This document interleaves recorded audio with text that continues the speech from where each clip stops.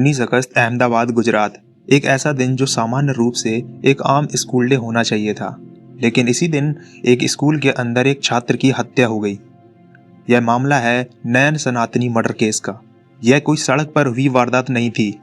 यह कोई बहुत बड़े क्राइम की साजिश नहीं थी। यह घटना हुई एक चलते हुए स्कूल कैंपस के अंदर, जहां उसी समय क्लास चल रही थी, बच्चे पढ़ रहे थे और शिक्षक मौजूद थे। पीड़ित का नाम नयन सनातनी।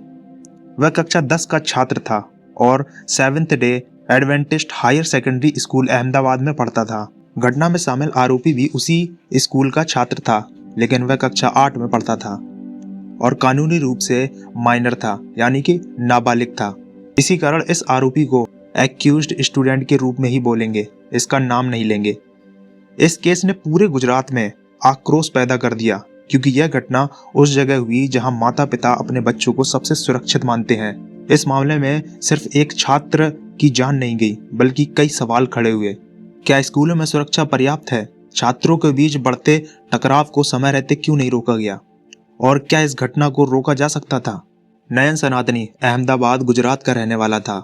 उसका परिवार शहर के एक सामान्य रहसी इलाके में रहता था, जहां ज्यादातर मिडिल क्लास परिवार बसे हुए थे। इलाका ना बहुत पास था, ना बहुत पिछड़ा, एक सामान्य शहरी कॉलोनी जहां लोग नौकरी, पढ़ाई और रोजमर्रा की जिंदगी में व्यस्त रहते हैं। नयन के घर में कुल 4 सदस्य रहते थे। नयन सनातनी, उसके पिता, उसकी माँ, उसका एक छोटा भाई। नयन के पिता प्राइवेट सेक्टर में काम करते थे। उनकी नौकरी ऐसी थी जिससे परिवार की बुनियादी जरूरतें पूरी हो जाती थीं। वे सुबह काम पर निकलते, शाम को घर लौटते और बच्चों की पढ़ाई पर ध्यान देते थे। नयन की माँ हाउसवाइफ थी। घर का पूरा काम, बच्चों की देखभाल, उसकी पढ़ाई और अनुशासन, सब कुछ वही संभालती थी। परिवार का जीवन शांत और अनुशासित था।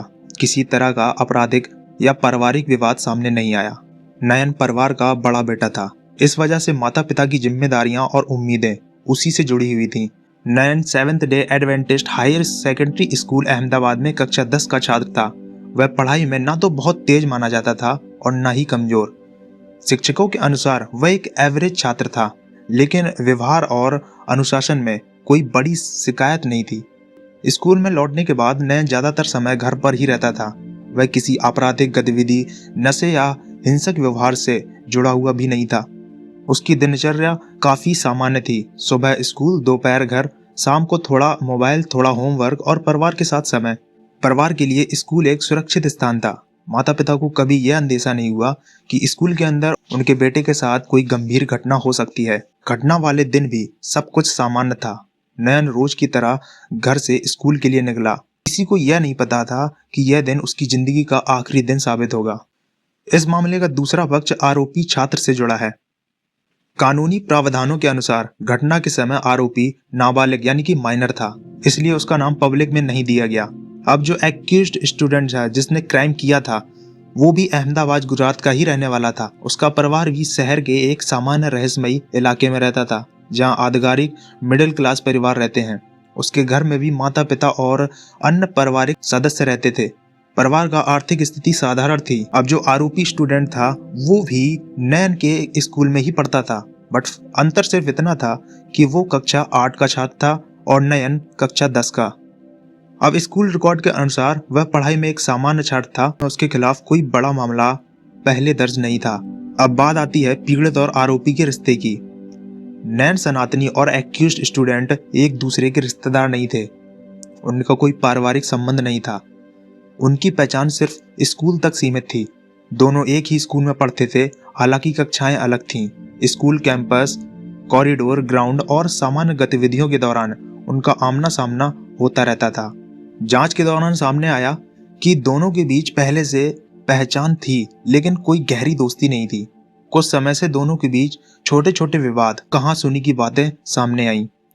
ये विवाद किसी बात को लेकर थे। इस पर अलग अलग बयान मिले। कुछ ने इसे आपसी बहस बताया, कुछ ने सम्मान या अहंकार से जुड़ा टकराव कहा। हालांकि किसी भी जांच रिपोर्ट में यह सामने नहीं आया कि दोनों के बीच कोई पुरानी दुश्मनी या आपराधिक साजिश थी। और एक 8th क्लास का और 10th क्लास का स्टूडेंट में क्या ही आपराधिक स्थिति होगी। यह स्पष्ट हुआ कि यह रिश्ता सिर्फ एक स्कूल लेवल का परिचय था, जिसमें धीरे धीरे तनाव बढ़ता गया। 19 अगस्त की सुबह अहमदाबाद में बाकी दिनों की तरह ही शुरू हुई। Seventh day Adventist higher secondary school में उस दिन भी नियमित कक्षाएं चल रही थी। छात्र अपनी कक्षाओं में थे, शिक्षक पढ़ा रहे थे और स्कूल का माहौल पूरी तरह सामान्य था। नैन सनातनी रोज की तरह कक्षा 10 में उपस्थित था। उस दिन उसके व्यवहार में कोई असामान्य शिक्षकों या छात्रों ने नोटिस नहीं किया। आरोपी स्टूडेंट भी कक्षा 8 में अपनी कक्षा में था। दिन के दौरान स्कूल परिसर के अंदर किसी समय नयन और एक्यूज्ड स्टूडेंट का आमना सामना हुआ। जांच में सामने आया कि इसी दौरान दोनों के बीच पहले बहस हुई। यह बहस किसी एक बड़े कारण से नहीं बल्कि पहले से चले आ रहे तनाव और आपसी टकराव का परिणाम मानी गई। शुरुआत में यह केवल कहा सुनी थी।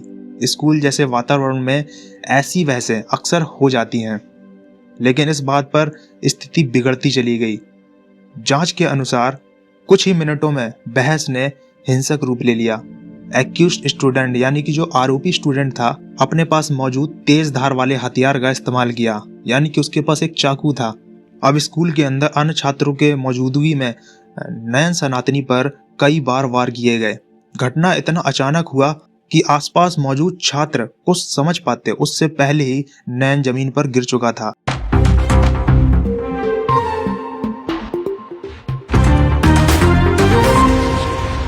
स्कूल परिसर में अफरा तफरी मच गई। छात्रों ने शोर मचाया, कुछ ने शिक्षकों को बुलाया और कुछ ने घायल नयन की मदद करने की कोशिश की। स्कूल स्टाफ भी घटना स्थल पर पहुंचा। नयन को गंभीर चोटें आई थी और वह तेजी से खून खो रहा था। स्कूल प्रशासन की ओर से उसे तुरंत अस्पताल ले जाने की व्यवस्था की गई। कुछ ही समय बाद नयन सनातनी को नजदीकी अस्पताल पहुंचाया गया। डॉक्टर ने तुरंत इलाज शुरू किया, लेकिन चोटें बेहद गंभीर थीं। कुछ समय के इलाज के बाद डॉक्टरों ने नयन सनातनी को मृत घोषित कर दिया। स्कूल के अंदर हुई यह घटना अब एक मर्डर केस में बदल चुकी थी। नयन सनातनी की मौत की पुष्टि होती है।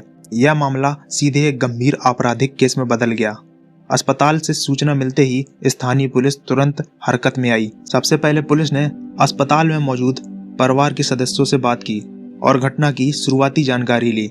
इसके बाद पुलिस टीम सीधे स्कूल परिसर पहुंची। स्कूल को अस्थायी रूप से बंद किया गया और पूरे इलाके को सुरक्षित किया गया ताकि कोई सबूत नष्ट न हो। नयन सनातनी के मरने के बाद पुलिस ने हत्या का मामला दर्ज किया। अब जो कि आरोपी नाबालिग था, मामला जुवेनाइल जस्टिस एक्ट के अंतर्गत दर्ज किया गया। स्कूल परिसर के उन हिस्सों को सील किया जहां हमला हुआ था। खून के धब्बे, आसपास की वस्तुएं और घटना स्थल की स्थिति को रिकॉर्ड किया गया। स्कूल में लगे सीसीटीवी कैमरों की रिकॉर्डिंग जब्त की गई। पुलिस ने घटना से पहले और बाद की गतिविधियों को ध्यान से देखा ताकि पूरी टाइमलाइन तैयार की जा सके। स्कूल के छात्रों, शिक्षकों और स्टाफ के बयान दर्ज किए गए। कई छात्रों ने बताया कि पहले बहस हुई, फिर अचानक हमला हुआ। आरोपी छात्र को जुवेनाइल जस्टिस बोर्ड के सामने पेश किया गया और उसे जुवेनाइल होम भेज दिया गया, जहां पे बच्चों को सुधारा जाता है। हमले में इस्तेमाल किए गए तेज धार वाले हथियार को सबूत के तौर पर जब्त किया गया और फॉरेंसिक जांच के लिए भेजा गया। अब यहाँ पर एक और ट्विस्ट है। आरोपी की मोबाइल फोन की जांच की गई। इस दौरान कुछ चैट मैसेज सामने आए जिसमें उसने घटना को लेकर बातें की थी। इस मैसेज को महत्वपूर्ण सबूत माना गया क्योंकि एक तरह से उसने मैसेज में चैट्स करते वक्त गलती से अपना ही गुनाह कबूल कर लिया था। नयन सनातनी के परिवार के लिए यह समय पूरी तरह से टूट जाने वाला था। माता पिता का कहना था कि उसने अपने बेटे को एक सुरक्षित जगह यानी स्कूल भेजा था। परिवार ने स्कूल प्रशासन पर सवाल उठाए। सुरक्षा व्यवस्था कैसे थी? समय पर मदद क्यों नहीं मिली? ऐसी स्थिति को रोका क्यों नहीं गया? परिवार ने निष्पक्ष जांच और सख्त कार्रवाई की मांग की। अब जैसे ही यह खबर फैली अहमदाबाद में, लोगों का गुस्सा सामने आया। स्थानीय लोगों और सामाजिक संगठनों ने स्कूल के बाहर प्रदर्शन किया। सड़कें जमा हुई, नारे लगाए गए और प्रशासन से जवाब मांगे गए। लोगों का एक ही सवाल था, अगर स्कूल के अंदर बच्चे सुरक्षित नहीं तो वे सुरक्षित कहाँ हैं? आरोपी नाबालिग होने के कारण मामला जुवेनाइल जस्टिस सिस्टम के तहत चल रहा है।